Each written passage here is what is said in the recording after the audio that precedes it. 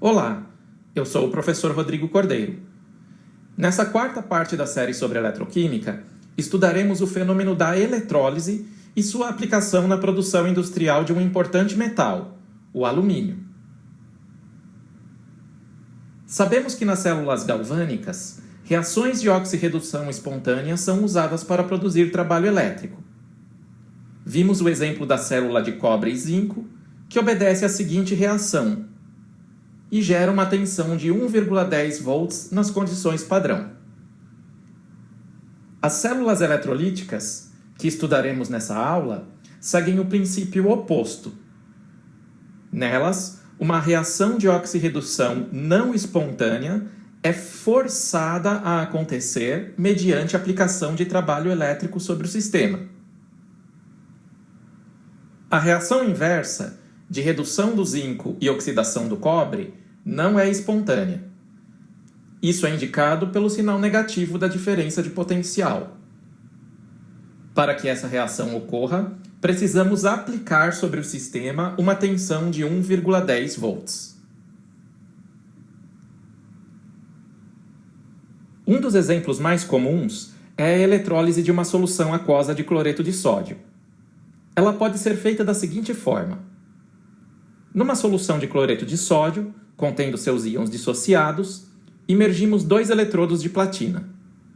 Usamos platina porque é um metal praticamente inerte e não será consumido nas reações. Sua única função será promover contato elétrico com a solução. Aplicamos então uma diferença de potencial elétrico entre os eletrodos, ligando-os a uma fonte de tensão. Note que elétrons serão fornecidos para um dos eletrodos, que se tornará o polo negativo. Lá, os elétrons estarão disponíveis para serem consumidos em semi-reações de redução, por isso esse polo será o cátodo. O outro eletrodo será o polo positivo, de onde serão retirados os elétrons. Trata-se do ânodo, pois é onde ocorrem as semi-reações de oxidação. Uma das possíveis semi-reações de redução seria a dos cátions sódio+ presentes em solução. Se essa reação ocorrer, ela produzirá sódio metálico na superfície do cátodo. Porém, essa não é a única possibilidade. Lembre-se que a água, abundantemente disponível como solvente, também pode sofrer redução.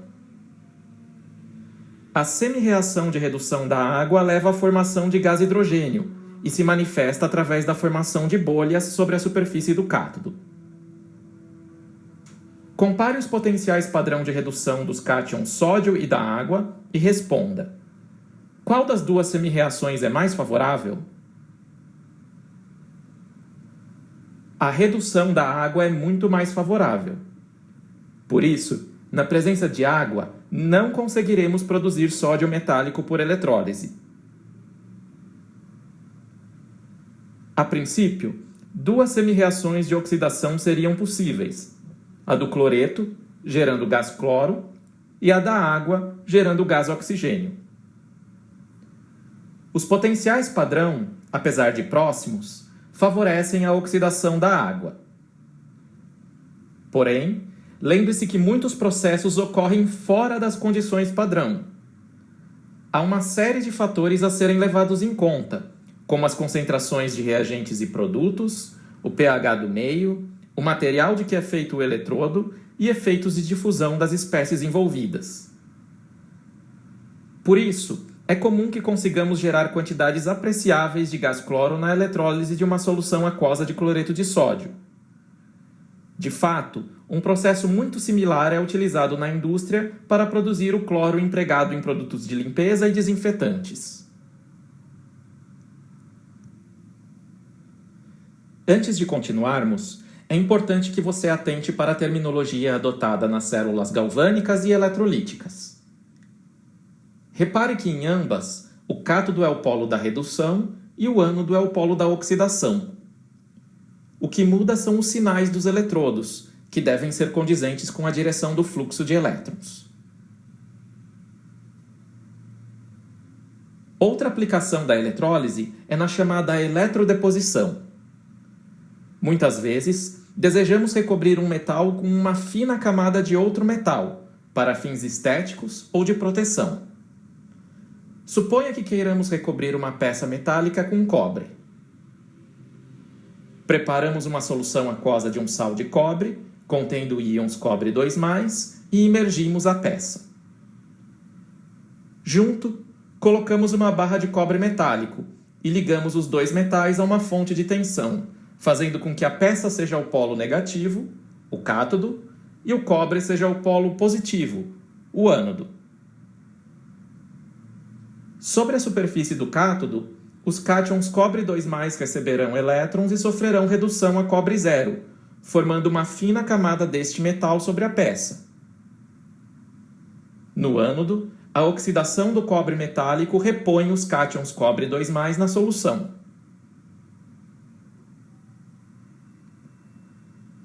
A eletrólise também tem aplicação na produção industrial de alumínio, um metal amplamente utilizado na sociedade moderna. Peças de alumínio possuem alta resistência mecânica, mas ao mesmo tempo são leves graças à baixa densidade do metal. A matéria-prima para a produção de alumínio é um minério conhecido como bauxita. Ele é composto por uma mistura de óxidos de alumínio, ferro e silício. Na primeira etapa, o óxido de alumínio precisa ser extraído e purificado. A purificação da bauxita é feita tratando-a com uma solução concentrada de hidróxido de sódio a altas temperaturas. Os óxidos de alumínio e silício são anfotéricos e reagem com a base para formar sais solúveis em água.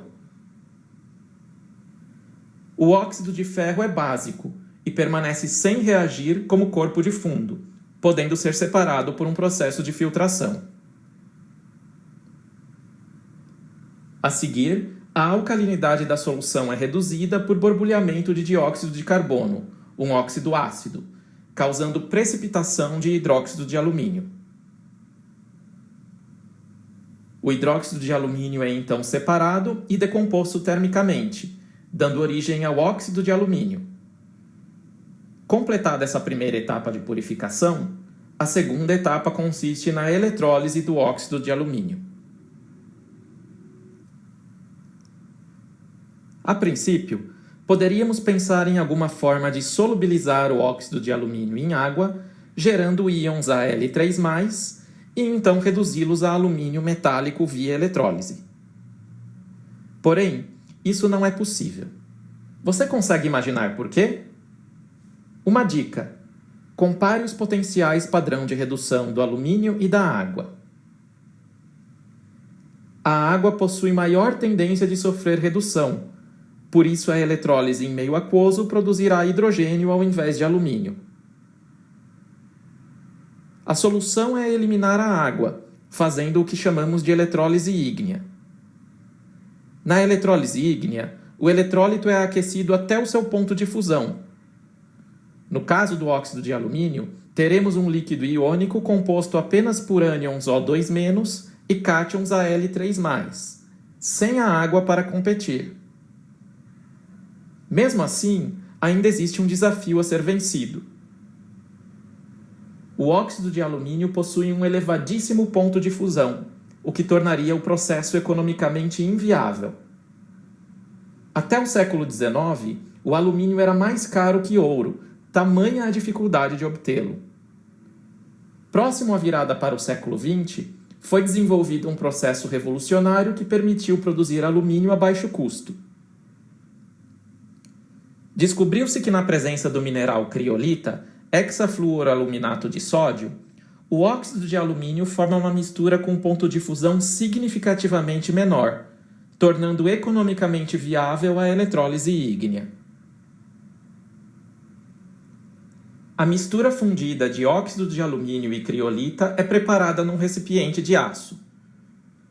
O próprio recipiente é conectado a uma fonte de tensão e age como cátodo, enquanto que barras de carbono na forma de grafite são usadas como ânodo. Sobre a superfície do cátodo, os cátions Al3+ sofrem redução a alumínio metálico no estado líquido. O alumínio líquido se separa da mistura espontaneamente e pode ser coletado. O ânodo de carbono é oxidado e combina-se com os ânions O2- para formar dióxido de carbono. Essa é a reação global que descreve o processo. Note que a produção de alumínio consome uma quantidade imensa de energia. Estamos falando tanto da energia gasta para fundir o eletrólito, como da energia elétrica consumida na eletrólise em si. Além disso, como mostrado na reação global, o processo emite dióxido de carbono.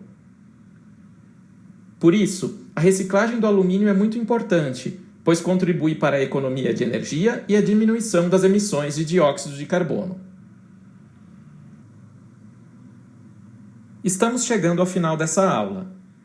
É importante que você tenha compreendido o fenômeno da eletrólise. Não esqueça que numa eletrólise em meio aquoso, a água também pode sofrer redução ou oxidação. Analisando os potenciais padrão de redução, você deve ser capaz de descobrir quais as semi-reações que acontecem no cátodo e no ânodo. Bons estudos!